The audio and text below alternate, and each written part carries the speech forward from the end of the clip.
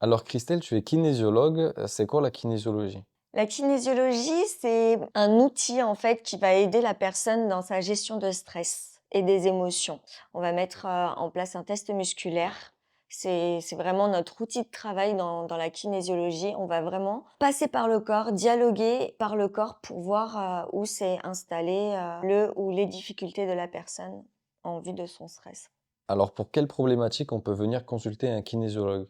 Alors, j'ai beaucoup de bébés pour des troubles du sommeil, des crises de colère, des difficultés scolaires aussi, problèmes de mémoire, de concentration, tous les troubles 10 aussi. Pour les adultes, j'ai beaucoup de personnes qui ont des problèmes relationnels, tout ce qui est dépendance affective, des problèmes liés à la dépression, l'hypersensibilité, le burn-out. J'ai une personne qui a eu une tumeur bénigne au niveau du sein et elle avait une forte douleur qui passait pas. Le corps peut m'emmener à un certain âge dans ton passé, dans ta mémoire, pour aller voir où l'origine s'est cristallisée en fait. Elle, c'était à un âge 30 ans. Qu'est-ce qui s'est passé là, à ce moment-là, à 30 ans? Et il s'avère que c'était une grosse dispute avec une personne.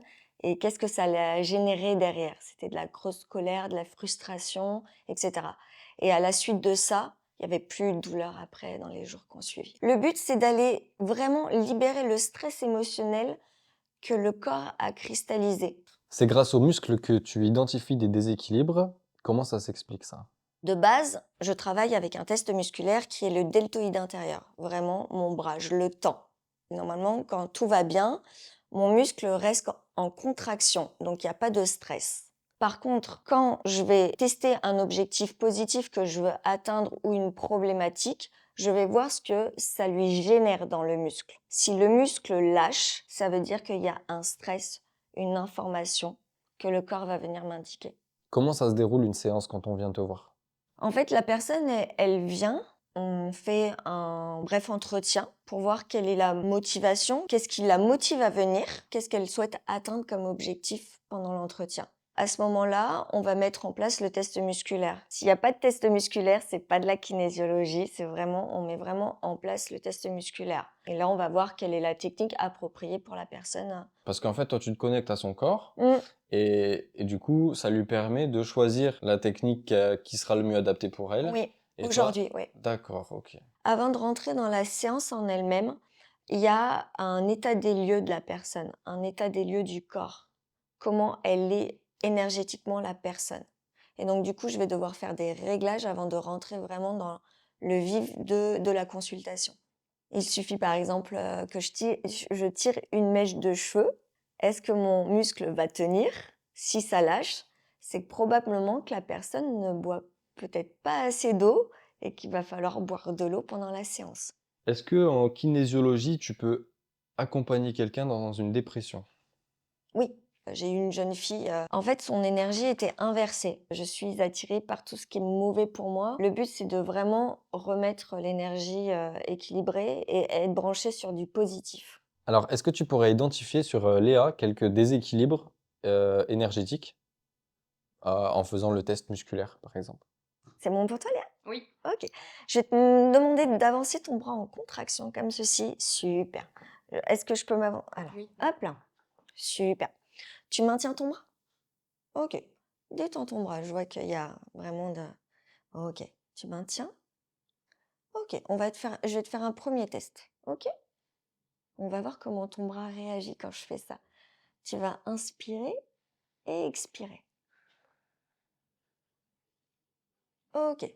Tu as vu comment ton bras réagit? On revient ici. Je vais faire un deuxième test. Donc là, j'ai stressé ton muscle et là, on va venir le renforcer. D'accord? Et on va voir ce que ça fait dans ton bras. Tu maintiens toujours? Inspire, expire et je vais tester de nouveau. Est-ce que tu vois la différence? Ah oui. Qu'est-ce que ça fait pour toi, le premier, et qu'est-ce que ça a fait pour toi, le deuxième test? Le premier test, mon bras s'est laissé faire Ouais. et le deuxième test, il émet de la résistance. Quand tu dis qu'il s'est laissé faire, il a tenu ou il n'a pas tenu? Il a pas tenu, il a suivi ton geste, il a Oh, repris ok. ton geste Et là?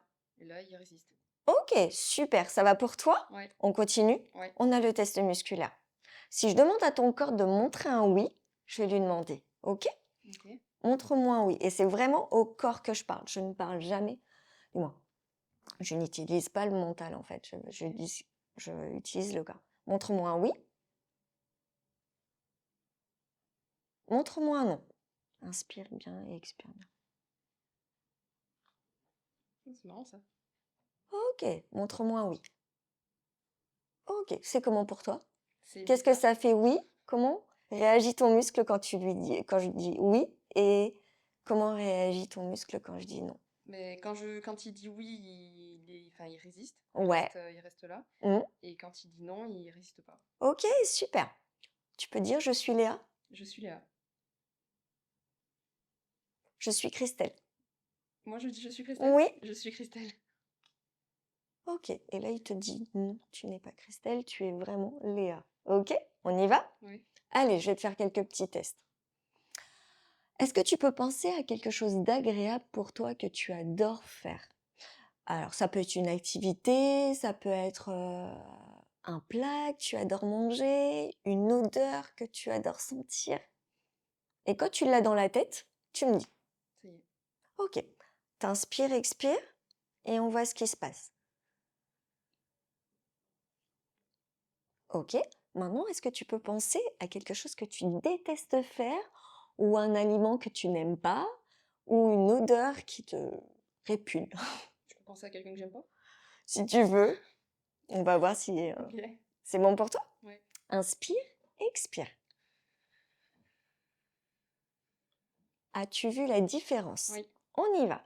Ok, super, on continue. Allez, je te tire ta mèche de cheveux.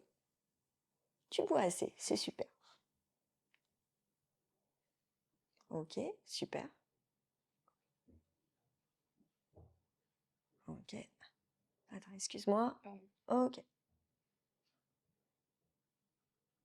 Ok.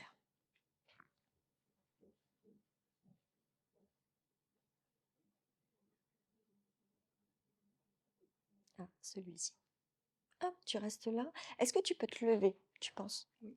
Allez, mets-toi comme ça. Ouais, super.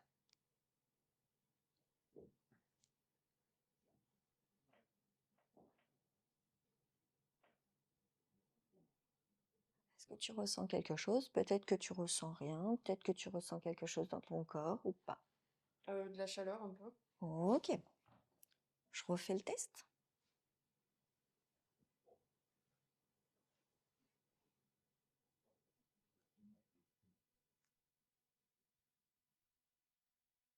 Est-ce que tu as vu la différence? Oui. Ok. Oui, oui. Et tout à l'heure, quand je l'ai baissé, ton bras, il a tenu. Oui. Et normalement, quand on baisse l'énergie, ça devrait lâcher. Ouais. Ok, c'est bon pour Ça toi? fait là, ouais. Ouais, super. Alors tu compares le corps à une voiture. Est-ce que tu peux expliquer ça?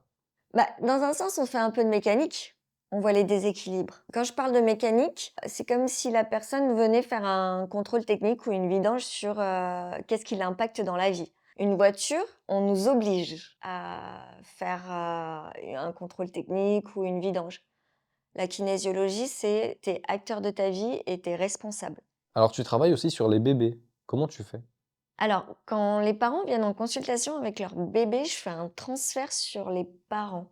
On va demander la permission de se connecter au bébé. Quand j'ai fait le test à Léa, par exemple, j'aurais pu lui demander de penser à moi, d'être vraiment connecté avec moi et de demander l'autorisation si je peux faire un transfert sur moi. Et donc, du coup, ça sera plus je suis Léa, mais plutôt je suis Christelle. Et c'est à travers le corps de Léa que Christelle va pouvoir s'exprimer. J'ai mon enfant qui s'appelle Diego. C'est Diego qui va parler dans mon corps, dans mon énergie. En fait, on demande la permission, autorisation de faire un transfert sur Diego. Je demande l'autorisation, ça me dit oui. Je dis je suis Diego, ça tient. Je suis Christelle, ça lâche. Ça veut dire que ce n'est plus Christelle, c'est plus la mémoire de Christelle, mais plutôt l'énergie de Diego. C'est Diego qui va me dire les réponses à travers moi. Comment le schéma parental peut impacter la vie des enfants? Il suffit que tu sois dans un environnement dysfonctionnel, c'est-à-dire mère autoritaire, toxique, manipulatrice. Et là, du coup, ça peut impacter la vie de l'enfant, de la jeune fille. Donc, du coup, elle va se tenir vers des hommes qui la manipulent parce qu'en fait, elle a déjà connu ça par normalement des parents qui auraient dû l'aimer, la protéger, la sécuriser. Elle va répéter un schéma à travers sa relation. Est-ce qu'il y a une consultation qui t'a plus marqué que les autres? Une de mes consultations, c'est ce garçon qui est venu, sa compagne voulait se séparer. Il était vraiment dans une relation assez toxique et en changeant son énergie, en l'équilibrant en fait, ça a vraiment son téléphone du jour au lendemain, il a plus sonné. Il m'a même appelé. Il m'a dit, Christelle, j'ai plus personne qui m'appelle. Bah ouais, si t'attires des gens qu'intéressés ou des trucs comme ça, c'est pas forcément des gens très vrais en fait et authentiques. Parce que lui, il avait fait le tri suite à une séance avec toi, du coup? Non, pas du tout. On a travaillé sur un thème. Et ce thème-là, bah, le fait en fait de faire une équilibration, de faire des réglages, etc., ça change l'énergie, la perception, ça change beaucoup de choses en toi. Quels conseils pourrais-tu donner aux gens pour se sentir mieux au quotidien? Bah, déjà de s'écouter, de vraiment verbaliser leurs ressentis, parce qu'il y en a qui gardent tout en eux. Et plus tu gardes en toi, plus ça se cristallise en fait en toi et à un moment donné, tu vas somatiser en fait, redescendre dans son corps, écouter son corps, pas être dans le contrôle. Il y a beaucoup de gens qui sont dans le contrôle, dans le mental.